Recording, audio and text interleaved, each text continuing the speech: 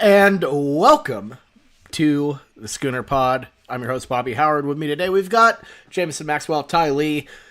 And boys, we've been waiting for a bit of good news out of the portal for the Sooners. And we just got it within the past hour. Washington State transfer John Mateer, quarterback for the Cougars, is coming to Oklahoma. This has been long rumored, essentially since the hiring of Ben Arbuckle just a couple weeks ago. But the Sooners get their QB1 of the future, one of the most prolific quarterbacks in college football this season. He was excellent with Washington State, highly valued, one of the highest transfer portal targets out there overall. And, you know, the Sooners nailed him. Jamison, you're sort of our recruiting guru of the group. How big of a win is this for OU? When you get the number one guy in the portal, you got to be extremely happy. Because, I mean, at the beginning of the portal, all people were talking about is like, oh, we have so many people getting in the portal. We're losing Jackson Arnold, which, could be a positive for some, could be a negative for some. Like, how are we going to recover with this? Whenever you get the number one guy in the portal and you get a quarterback that the nation respects, ESPN respects, On3 respects, people are going to follow that. And you're already starting to see it with wide receiver commits in the portal as well. So we're going to need a lot of momentum. And this is exactly what we needed, because if it didn't work out, Bobby, just close your eyes. Think about a scenario where we wouldn't have gotten Mateer. What would happen? Like, it would be bad. It would be really, really bad. This is the definition of a must-have guy. Like, with Arnold gone, and just in general, I feel like the quarterback crop out there is not exactly the best at the moment, outside of Mateer. Mateer was an absolute, had to get it. Things would have been really bad if he went to Miami or anywhere else. So the ability to land him was huge. It might have been a little dicier than we would have liked. Obviously, he kind of lingered with Washington State a little longer than expected. Miami came a-calling, but this was must-have. You could not feel very great going into next year with just Michael Hawkins Jr. In your QB room. So landing Mateer is a much-needed thing for the roster and a much-needed thing for morale overall. Ty? Absolutely, yeah, and hopefully it serves to shut down some of the rumors that Arbuckle was going to immediately bail and head back to Washington State, as much as our beloved Bowden Blake was hoping for that to occur. It looks like we will at least get Arbuckle for one season. I mean, Dino was spitting truths up in Twitter. I mean, he wasn't lying. There's chirps, but the thing is, Washington State's going to kick the tires on Mateer because they just lost their head coach. Like, of course they're going to kick the tires on Arbuckle. So, yeah, he's going to be a consideration for them. But is he going to consider Washington State? Doesn't seem like there is much consideration there. And then the same thing with Mateer. I like the other side of the coin. It seemed like for the longest time when we got Arbuckle, it's like Mateer's coming to OU. It's not a win, or not an if, but when. And yeah, you're going to hear the things about Miami, Bobby. But of course teams are going to call for the number one quarterback in the nation. Like, of course they're going to try to get him. Like that wasn't news to me, and I wasn't concerned as long as Arbuckle's here and we have the package. I think that we were getting Mateer. I mean, absolutely. And, OU, they're not a level of big spender like an Ole Miss or some of these other portal folks out there, but they definitely can drop a bag when they need to drop a bag. And they took care of business. Obviously, the relationship with Mateer with Arbuckle really, really helped. But they got the job done here, and really helps clear up a lot of pessimism kind of around here. A couple FCS commits probably had folks a little skittish there. We could talk about all of that a little bit later with some more portal talk, but just an absolutely big portal land for the Sooners for sure. And an aggressive quarterback that you see with Mateer, the way that he plays the game of football, is very different than Jackson Arnold, but also similar. The difference is that dude's just got confidence. He's got confidence. He's not scared to go out there and make a big play. And in today's day and age of football, you need a short attention span. And you need a lot of confidence in your quarterback. That's something we weren't seeing with Jackson Arnold. And I'm really excited to see if he can continue that here in Norman. For sure. And the guy's a dog. I really like this dude. Mobile quarterback, can sling the rock for sure. Definitely has some scramble-ability. I've heard people sort of make the Baker Mayfield comparison here and there. He's way more mobile than Baker. Right. Yeah, I certainly agree. But I think the confidence that you underline there is more important than anything, because we need a guy who can step into the offense day one, knows the tools, knows the ins and outs, and can perform confidently, solidly. Because look, Michigan's week 2. There is no time. There's no time to ease into this schedule. I tell you what. Yeah, it's going to be a fun and honestly edgy season, because we know of how much is at stake right now, with Brent Venables' job and obviously the overall impression of who the Sooners are in the SEC. But whenever you can get a guy who's got a couple years left of eligibility and is shown to be the best portal quarterback, you've got to be happy. This is the best we could have done, and that's all you can ask for as a Sooner fan base. Absolutely. Yeah, and I know some people might look at it as, Washington State didn't exactly play the toughest opponents, and he was a 3-star. Stars don't matter at this point. It's, can you perform or can you not perform? And to me, Mateer has shown he can perform. I'm excited about him. I believe, so he's a redshirt sophomore, so he'll have a good amount of eligibility for the Sooners. So this is a very exciting get. It helps kind of lessen the sting of the Jackson Arnold thing, which I gotta say, pretty interesting. Jackson Arnold, Michael Hawkins Jr., and Mateer all played in the exact same division of Texas high school football. And I believe finished, I can't remember, it was like Arnold was player of the year, Hawkins was newcomer of the year, and Mateer was offensive player of the year one season. So a lot of interesting symmetry with recent OU quarterbacks. Mm-hmm. It's gonna be a fun season. Let's kind of go more into the other guys we got. Just touch on them. Obviously, I'm not going to claim to be any kind of expert with these guys, but I feel like it's just like we need to kind of touch on them. I think maybe the one that we can kind of be excited about, Giovanni Gibson from Arkansas Pine Bluff. People are going to be like, oh, it's Arkansas Pine Bluff. But he put up big production. He's a big body wide receiver, and he seems like he's a stock-up guy. If you're looking for big fish right now in the wide receiver transfer portal, that's great as a fan base. But we lost so many wide receivers that we need to get as many people in this boat as we can, and getting these guys that are at lesser colleges at FCS that produced there and got physical tools to be good, we can take flyers on them. What happens if if Giovanni Gibson ends up being a legitimate contributor like a WR2 or Keontae Lewis from Southern Illinois does it? That's what you need from it. We're just going to take a bunch of dart throws here, and we'll see what happens, because we really don't have any choice to get depth. Right. Yeah, it's definitely one of those things that I get you can't be picky at this point, but what I've seen out of the tape and the measurables, he looks like he's a pretty solid player for sure. In reference to the Pine Bluff guy.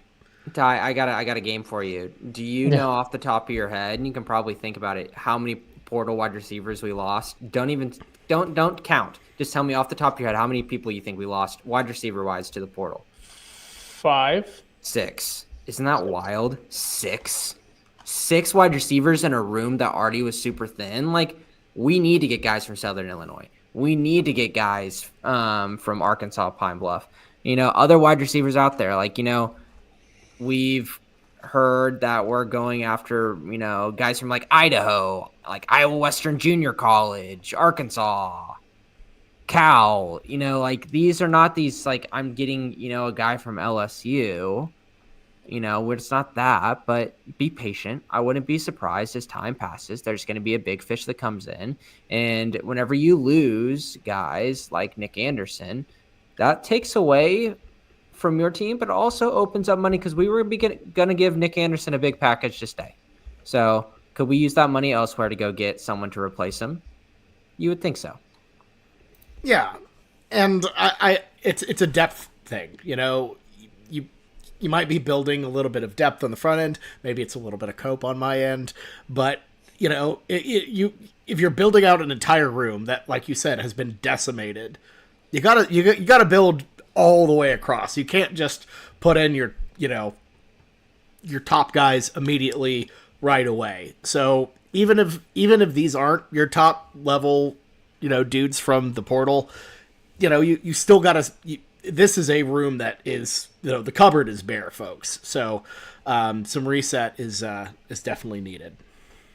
I would say that maybe the one positive is that it's not going to go down, since we were already down all season, pretty much six receivers, not necessarily 100% alignment, but pretty close to those that have now hit the portal. So we're kind of already at rock bottom, if there is that to say about the receivers. So it's, if you talk about getting a guy from a place where maybe traditionally you wouldn't want to see Oklahoma recruiting from, at least we'll have someone in that spot who can go out there and play, right? A receiver that can play is going to be better than one that is the greatest receiver of all time, but he's injured and it doesn't play for you. So, and really anyone is better than Brennan Thompson. So, yeah.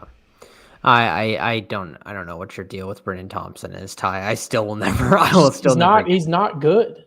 Well, maybe if he had a better quarterback throwing to him. Just going to say, the dude could have been – if he was wide receiver 4 and you just used him for go routes with a good quarterback who had the confidence to throw the ball deep, I think he's a great tool, and I think he'll be great for Mississippi State. But, moving forward with this transfer portal, Bobby, could we go and name names and see who has interest and who states that they've had a – OU offer? Yeah, but the big picture is there's no huge big picture. I mean, big fish out there that's we've seen them all. We've watched them throughout the whole season. We know this is a guy that we really want. Those aren't there right now. So I know a lot of OU fans are like, oh, we really need this guy, XYZ. I'm going to hold out until I know after the CFP, there's going to be 1 or 2 guys that are come out and it's going to be ooh, now that is the kind of guy OU needs to put in for, or it could just be Deion Burke situation where we clearly tampered for him and the dude hits the portal and then a couple days after he's OU commit. Right. and you kind of have to do that in today's day and age with the whole no contact tag. One of those guys, of course, Zachariah Branch, as Sooner Cowboys mentioned.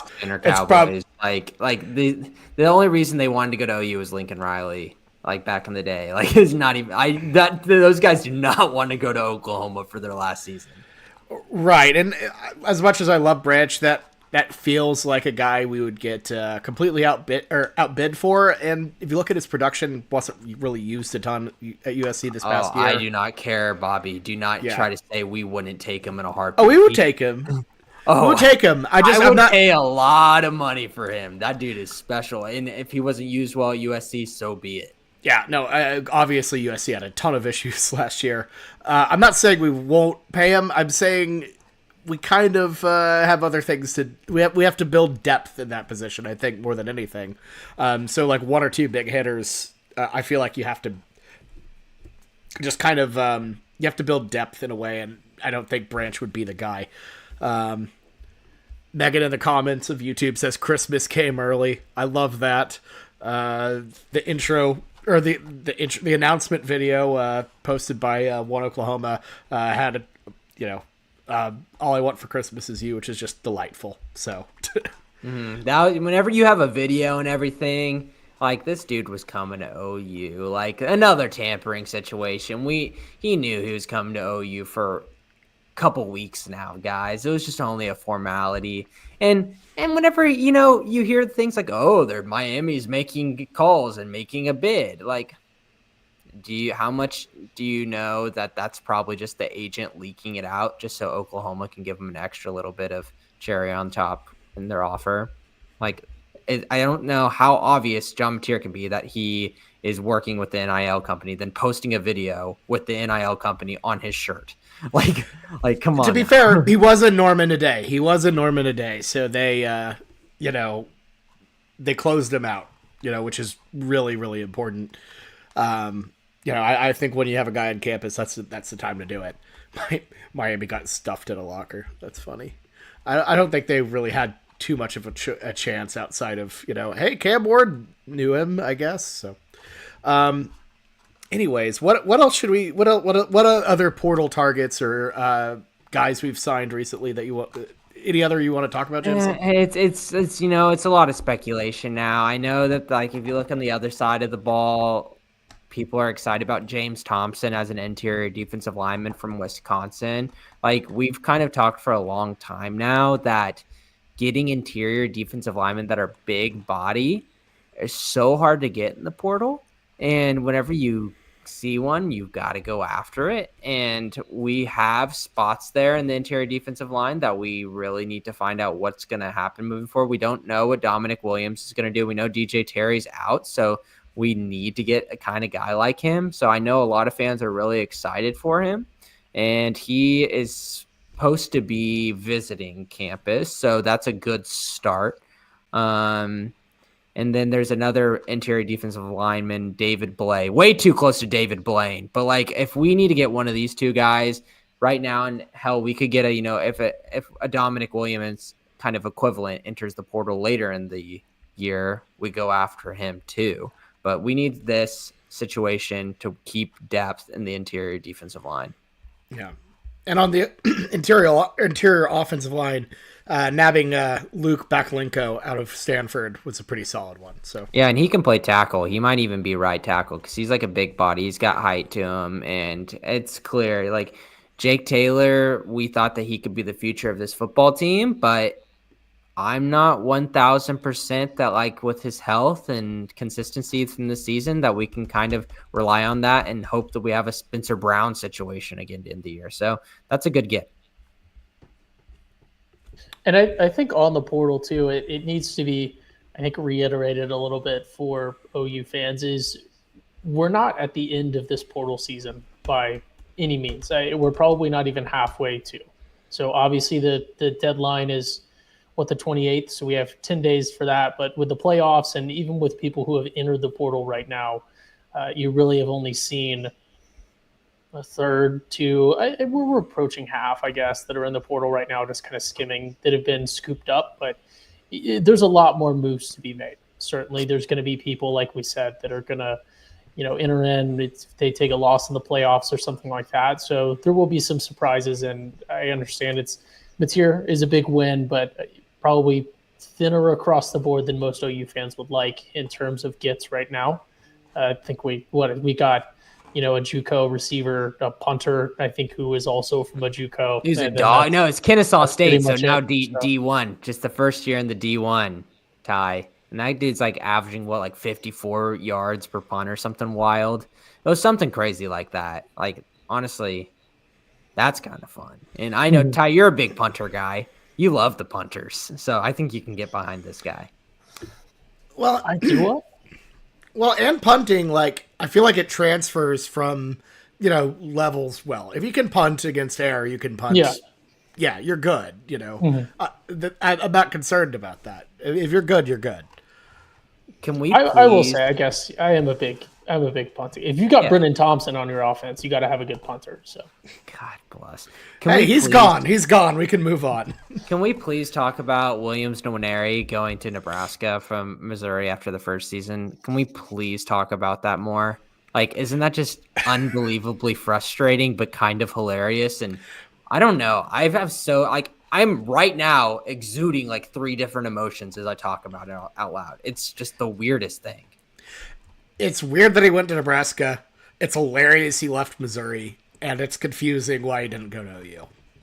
Yeah, well, the money right off the bat in high school into college and the package he got was nice. And then quick 180, goes to Nebraska, and like, I mean, this dude's a true freshman. Like, I'm not ready to make a judgment of how he is as a player, but there's still a lot to be figured out. But man, that's quite a fall from grace already so quickly. It's genuinely hilarious that Eli Drinkwitz jumped into another man's arms for a player that played 4 games and had a couple tackles. Or I maybe had 4 tackles. He did not play many games. And all-time bag grab. Got to give him credit for that. So shout out to Williams Noeri. Yeah, I was like, I saw him in the portal, and I'm like, oh, it's like the egg hatching in Pokemon. Oh, I'm like, what is this? And I'm like, that egg not gonna hatch anything, man. It's like there's nothing's gonna come from this. Oklahoma's not gonna get in this. The same thing like whenever you saw like Gabe Dindy kind of get into the portal. It's the same kind of thing. You just kind of close your eyes and you hope that, like, what could have been if they would have came to Oklahoma first. But I mean, with what we have and like David Stone, Jaden Jackson, you got to be pretty darn happy that we got those 2. For sure. And you got to be happy that you retained those 2 guys as well. And you got to, I mean, like, there's still time for poaching. Like, right. Knock on wood. Knock on wood. Yeah. Because, like, David Stone, you feel good about him staying, like, and how much that he loves this Oklahoma football team. But Jaden Jackson, is absolute baller and one of the better players on our team moving into next season. And there are going to be teams in the SEC that saw him and they're like, we will pay back to poach you from Oklahoma. I think he would probably be one of the premier, if not number 1 on Oklahoma's roster for a poachable player. Right. Yeah. I mean, he has the measurables. He obviously performed excellent. Yeah, that you just gotta be concerned about that. Yeah, that's like if there's a Caden Green situation this season, it'd be Jaden Jackson, which is scary to say. So, I mean, as Oklahoma fans, I have no sources. I know nothing. I'm just a scarred Sooner fan that saw this happen with Caden Green last year. But it's like, whenever you have a guy who goes out and he plays really well as a true freshman, you get ready to pay him his dues whenever he comes into a sophomore season. Yep. Absolutely. By the way, if y'all are just tuning in now live on YouTube, we did discuss Mateer earlier in the episode. If y'all have questions, make sure to fire them away in the comments. We'll be happy to loop back to it, but the bulk of our conversation about him happened earlier, so that's kind of why we haven't been mentioning him much. I'll play a game. Ty, answer this question for me. So we ended this season with 6 wins this year. Mateer's the quarterback rather than Jackson Arnold. Over under 7.5 wins. I gotta pull up the. Hang on. Because I gotta pull up the schedule that you could have won, and obviously this is a super poor exercise. But like, how much does this change the outlook of us moving towards next season? Where if we don't win 8 games, like Venables is gone. I think it's a slight over. Yeah, it's a tough question. I think it's right at 7. I think only because Missouri to me is a layup at that point. Yep, totally. I say it's not. I don't think you can swap them because I think the Bama win. I was the only person that predicted this. I was the only person for all season that said that we would win that game. I think it's kind of a fluke. So I think you say, oh yeah, we would win. Our defense won that Mizzou game though. More often, but I don't know. I still got to say this is going to be controversial. I understand this is going to be controversial. This is not meant to be controversial or to farm engagement. Without Jackson Arnold, with a really competent quarterback that's playing 100% and not turning the ball over all the time, Tennessee maybe looks very different. Honestly, 1,000%. I think that would be your second win. Some people would say South Carolina, but I think it's Tennessee. That would probably be your second win to get you to that over 7.5. South Carolina was such a fluke. That's an amazing team. Amazing team, by the way. That was also just such a crazy way to just be stomped in that game right from the start. That's another one of those, like, I don't know if you can actually look and I don't know. I can trace a pretty clear line to, replace the quarterback. Tennessee looks a little different versus anything else. So. I don't think we would have beat Texas. I don't think we would have beat LSU for sure. I can not even doubt that those are going to be losses if we had a competent quarterback. Yeah, I agree with y'all there. And I think with South Carolina, it's just the idea of him in versus Hawkins, it just changes the reality of that game entirely. There are just way, way too many questions, variables, all of that. But, does he help out against an Ole Miss, a game that was close for a long time? Does he help out? Jackson had a good first half and versus Ole Miss, so you got to give him that. Like, he made some plays. Absolutely, you do. What do you think about Jackson Arnold? We haven't talked about that in his new destination. How do you think he's going to be at Auburn? So he starts off playing in Waco versus Baylor.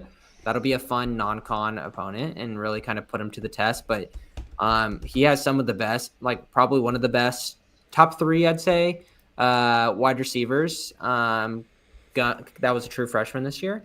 And so I would feel pretty good if I was Jackson Arnold, staying in the SEC, staying in the limelight, but also having a pretty good support system around you. I'm pretty happy for him. Yeah, and say what you will about Hugh Freeze. Excellent offensive mind. Decent offensive line, I imagine, as well. Obviously, you would think. And then, of course, the receiver room being what it is. So, yeah, I think there is a chance for him to succeed there for sure. Schedule for him, I don't think it shakes out too terribly difficult. At Oklahoma to kick off your SEC schedule is beautiful. Oh yeah, eyebrow raising. Look, if that man fumbles, which Jackson Arnold, so he very well might. Would be an all-time moment at Owen Field. The place would go nuts. So we'll see how it goes. Ty, you gonna try to talk to a game and watch one? You got to go to that. Who do you think wins more games next year, Auburn or OU? Auburn has an easier schedule. Yeah, let me pull up Auburn's schedule again. That's so fun. Auburn so plays, what do you think? What do you think Oklahoma's win-loss will be next season, Bobby? Just off the dome. I mean, I think there is improvement. It's hard to not.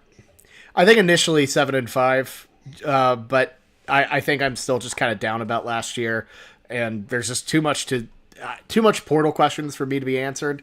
I don't know if 7-5 gets it done. I don't think it does. But that's just my initial thought. Give it some time. I'll work myself up to 8-4. And look, by the time it's August, we'll be 9-3 and in the CFP. That's where Bobby had OU in the CFP in the preseason this year. Let's not forget that. Well, and that was the big thing is I thought the offense wasn't going to completely fall off a cliff, and if it didn't, it would have been a better team. If it just looked like it did against or like last season or the season prior, it would have been a better team because they would have played more complementary football with a defense that turned out to be excellent. And maybe Arbuckle does that. Maybe Arbuckle brings that type of football to you. I don't know yet, though. And given what we saw out of the portal, it's hard for me to be overly optimistic. So right now, we're going to go 7-5, but we'll see. And the thing is, like with the 7-5, some people might even say that's optimistic because like we've still got a very tough schedule with a non-con in Michigan. Yeah. That's like super hard. Like I think.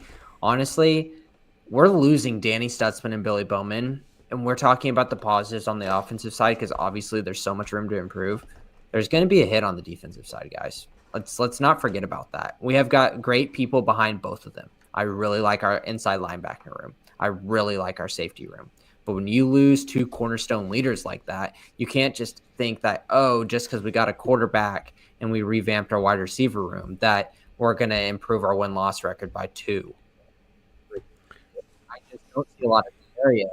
I hate where Oklahoma's going to make a Jamison, are you underwater? Yeah, you went back underwater. Yeah. Oh man, that's okay. I was trying to tell if Bobby was just turning you down. No. Starts- You've reached your allotted word count. Ty, what do you think? Way too early record prediction.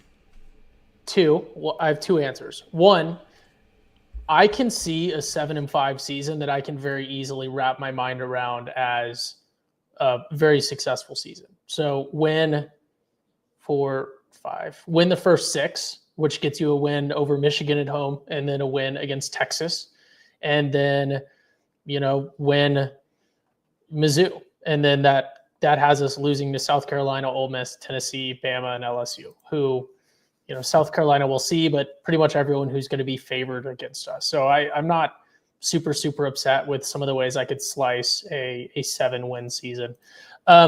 South Carolina going to be dogs next season, man. That's going to be a really hard game. No, I'm not saying it's going to be. I think that might be 50-50 as of right now. I don't know about that. Lenore Sellers might be one of the better quarterbacks in the nation, the way he ended the season. And they've got one of the better, pass rushers who's going to be a sophomore now.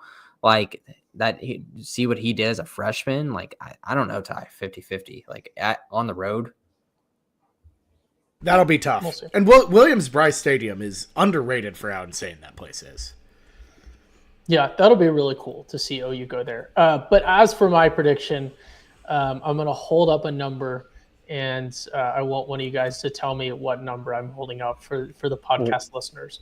What the heck? This is 5. 5, wow. And that is for the 5th Amendment of the Constitution. I do not have to tell you, and I will not be telling you on this podcast what I think OU's realistic win total will be, because we are being optimistic right now.